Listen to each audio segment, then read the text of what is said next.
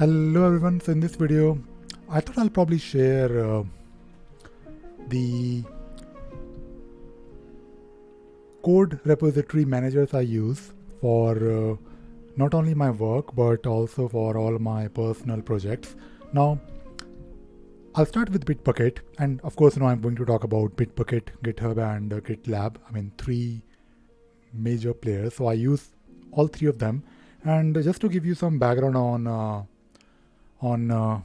file management, I think I have talked about this, and I've always um, advised people that you should try to keep everything that you do in text format. I mean, it is not really possible all the time, but wherever applicable, your files should not be using any proprietary format like PDF, for example, or Word documents or Excel sheets. I mean, of course, I do use Excel sheets because I have to, and I'm not really running away from it. But wherever applicable, I try to keep everything in text format. Again, org mode, for example. Now, the thing is that when you have text format, not only you can read them in any tool. I mean, you can open your text format in terminal, text files in terminal, or maybe you can open them in Emacs or VI, and you can do wonderful things with your text files, like manipulate them, search within those text files. It is great, but uh, another major advantage of using a text file is that you can version control them, and especially if you're writing a code, then you have to, and that is how things are. That is how you develop great tools, software, scripts, for example. Now, I used SVN long back.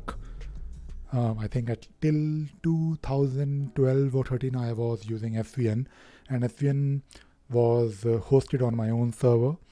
And the thing about SVN is that it when you're, of course, doing a lot of version controlling on your files, you end up with huge repositories, and that was one disadvantage of SVN. And of course, when we start using Git, um, you have uh, plenty of things that are better and different in Git. And if you're using Git, of course, then you have to host them somewhere. You don't really need to use Bitbucket, GitHub, or GitLab. You can basically set up your own server. But because these services are also part of my main job, I help other people, organizations, in not just using Bitbucket, GitLab, GitHub, but I also help them how they can integrate these tools with other tools like Jira, for example, or maybe Bamboo or Jenkins. Now, I of course want to talk about Bitbucket, GitHub, and GitLab, and I want to tell you for what exactly, for what reason I use all three of them. So starting with Bitbucket, Bitbucket is mostly for my private repositories. I don't really have any public repository on Bitbucket, but um, if you want to look at Bitbucket, if you want to evaluate it, the good thing about Bitbucket is that it can actually work really well with other tools like Jira, for example. For example, Jira is a very popular issue tracker. Almost every company uses Jira nowadays, and this is what I do. My main work, my main job is to do things on Jira, and that is where Bitbucket shines. You can actually easily integrate Jira with Bitbucket natively. But if you want to also use Bitbucket for your own personal use, you can. You can take a look at their free tier, free plan, where you can have up to 5 users. And of course, there are both in Bitbucket and GitLab, and also in GitHub recently. There is an option to set up or configure some kind of a pipeline, which is great because maybe you want to deploy something, so you can do that. And uh, and the thing that I really like about Bitbucket is that uh, it it has this capability where you can actually make sure that if you have, let us say, Atlassian based user accounts, so your user accounts will be same. You don't really need to manage them separately, although you can of course use LDAP, for example. And by the way, Bitbucket can also work. I mean, there is also a data center version, but personally I keep all my projects, non-public projects, on Bitbucket, because I also have them integrated with my Jira instance where I track my work. Now, starting with GitHub.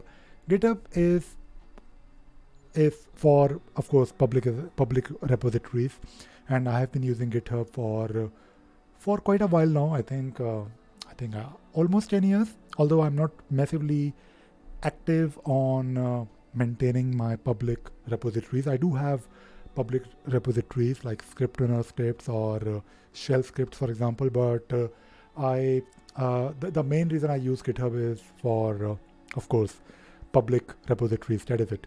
I started using GitHub for GitHub Pages, so you can actually have your simple static site in GitHub. You can do that in Bitbucket as well, but I don't really use Bitbucket and GitHub for the pages for hosting public site, which I do on GitLab. So I'll come to GitLab in just a minute. And on GitHub, of course, if you are a software developer, or if you're doing something, you don't need to be a software developer. If you're doing something in IT, I think you should have an account. You should have some kind of a profile on GitHub. For example, because I do things on Scriptrunner, I have, or Jira. Most of my repositories are doing something with Jira or Confluence or scripts that are relevant in my field. So this is great because your potential employer, your clients will, and they can look at your GitHub profile, because it is, of course, a very common place to be. And the third repository manager I use is, of course, GitLab. As I have mentioned in the past, GitLab is getting interesting nowadays. There used to be a time when I used to perform migration of my clients' repositories from GitLab to Bitbucket, from GitHub to Bitbucket as well. But nowadays, I think the competition is, I guess, equal. You have GitHub Enterprise, you have GitLab Enterprise version, and of course, these three repository managers. I think these are like major players in the market. All three of them can talk to Jira. All three of them can be used for the pipeline for CI/CD, and they all have their advantages and disadvantages. So for me, I use all of them. And for GitLab, I don't really have any public repository. As you can see, all of them are private, and I use GitLab only for hosting my static websites, which I have mentioned quite a lot. So this is my usage, and I thought I'll probably share it with you. If you're a beginner, if you're totally new, I think, and by the way, the good thing about GitLab is that you can have your own custom domain that can point with a certificate. So if you go to Ravi.pro, it has its own SSL certificate. So you can open https://ravi.pro, and you can do that on GitLab. So that is why I use GitLab for this particular reason. But I am also getting curious and interested in learning a bit more about the pipelines capability, deployment options on GitLab, because people ask me this question quite a lot when I work with my clients. They ask me, can you please give me a recommendation on whether in this case, whether in this particular scenario, GitLab is more relevant or Bitbucket. But of course, for my own personal needs, I use all of them. And I thought I'll probably talk about it and share my usage on these code repository managers.